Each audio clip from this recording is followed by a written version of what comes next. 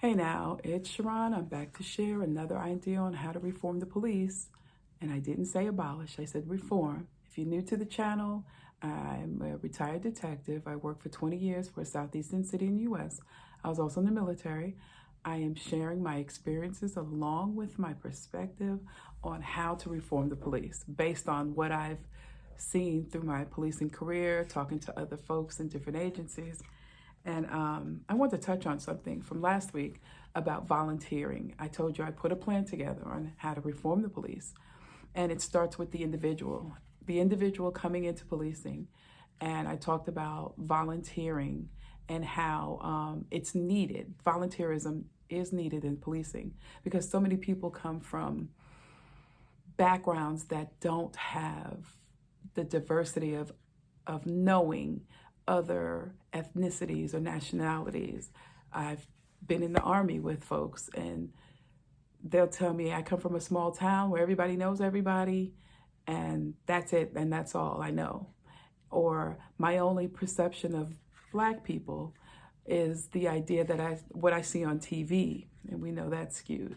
So volunteering allows you to be around different people, different backgrounds, different levels of education, different levels of money, if you will, wealth, and things like that. And you can learn, you'll learn. And so the idea in my plan is to have volunteering throughout your career. It just doesn't stop once you get into policing. It'll help you get into policing because you have a background in volunteering and helping out in programs. But throughout your career, there needs to be a program where volunteering is a part of your in-service, if you will, at least 4 times a year. And the agency will provide at least 20 different places where you can volunteer. And you get credit for it, maybe some comp time or something like that, but you have to do it. You have to do it because what I learned throughout my career is listening to so many people who just come from small towns. And usually it's white folks. It's white folks. They come from out west somewhere and that's all they know. And then their idea of Black people, you get to talking to them and they'll tell you, well, I thought, based on what I saw on television, that you guys are very violent. I've had that said to me. Or or they try to identify by calling you, hey girl, not me, not Sharon. No. They're trying to identify, they're trying to, be friendly. No, that's not how you do it. But in their head, what they saw on TV, it's happened to me. So that's why I'm just telling you, I've had a sergeant, hey girl. And I just sat at my desk looking at the screen like this. And he's over here. And he's like, hey girl. Who's he talking to? Is he talking to me? Because at first I was very much into what I was reading on the computer, and I heard the voice. And I hear it again, hey girl. And I'm like, oh, he is talking to me. And so I just kept looking, and then he comes right here. He's like, Sharon. And I look at him, and I'm like, oh, hey, you didn't leave me any hot water this morning. And so he looks perplexed, and there are other people sitting in their cubbies. I'm sure that sparked a little ear, you know what I'm talking about. And so he's like, what? I said, you didn't leave me any hot water this morning. And he's like, he's totally confused now. And I said, well, you're talking to me as if we pay bills together. And he's like, oh, you ain't got to be like that. Yeah, I do, because you're calling me by my first name. We're here in our agency, and we're supposed to be professional. A girl is not it. A girl is my daughter. That's a girl. But yeah, I messed them up with that one. People, they thought it was funny. I thought it was funny too. He didn't think it was funny after he walked away, but I'm not going to answer to a girl. But in his mind, he thought it was okay. And then when you get to talking to folks like that, they're trying to identify by way of what they see on TV or what they see on social media and things like that, instead of just talking to folks and getting to know people. That's the easiest way. And so within policing, like I said, I talked to different folks, different agencies, male, female, all types. And we all had the same complaint, if you will. Getting to know people, it takes you and face-to-face interaction. Not what you read in a book, not what you saw on TV, just face-to-face interaction. And people come with their bias. I talk about me coming into policing with my bias. And so if they're coming into the policing with bias, how do you get rid of the bias? How do you not let the bias play out in your interactions while you're policing? It's hard, and it does. There was a video the other day, I watched a police officer. I don't remember where it was, but it was a white guy. He was mad, the driver, I guess, and he's screaming at the officer, chasing the officer around the car. Around the car. And the officer finally takes out his baton and cracks him on the knuckles, and you can hear it. I guess he hit his knuckles, and you can hear it, and the guy's like, I'm gonna do something. I think he said he's gonna kill him. And he chased him a couple more times around the car. Police officer, mind you, the civilian, angry civilian, is chasing him around the car. And I sat there and watched it. And I said, this is the officer's bias playing out. And yes, I'm gonna say this is my opinion. It was a white officer, white man. The white man is chasing the officer around the car.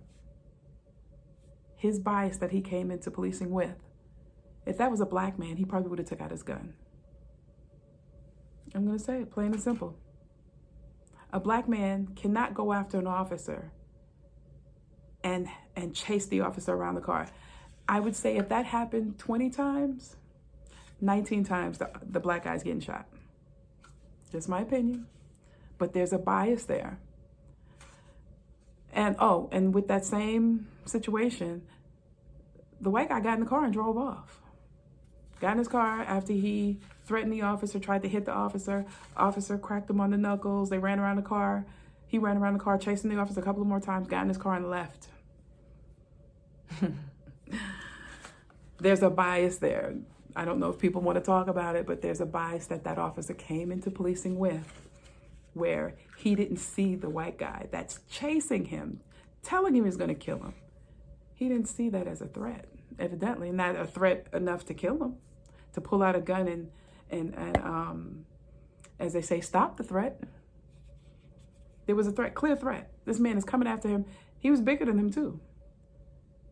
I'm sure if he had gotten his hands on the officer, he would have did something to him. And the officer cracked him on the hand, or I don't know, on the arm or something, and he's like, chased him around the car a couple of times, and then got in his car and took off. You don't think that officer would have pulled out a gun if it was a black man? I said it. That's just my opinion. My opinion is worth 2 cents. But that's what I've seen. People come into policing with bias. Just like that sergeant thinking, hey girl, the whole black thing, and calling me everything other than investigator or Detective Walters, or trying to identify me like we're friends and you're going to call me by my first name. And I actually had 2 officers tell me, older officers, the reason why a lot of white sergeants call you by your first name is because they don't recognize your rank. They see you as beneath them anyway, and they're going to call you by your first name. So me hearing that, and then that sergeant calling me, hey girl, and I just kept looking at the screen like I'm looking at the screen now. And then he walked up on me, still saying, hey girl. He must have said it like 5 times, and I did not turn around. And it didn't click, like she's ignoring me. It was in him to get me to turn around to a girl. So what do? You didn't leave me any hot water. So that insinuated something. And it made him turn red, because you're trying to get me to turn around to a name that I don't even recognize. And I'm an investigator, because you're in the investigator section, investigator desk. I had my name up there, said Detective Walters. Yeah. So there's no way he couldn't have known.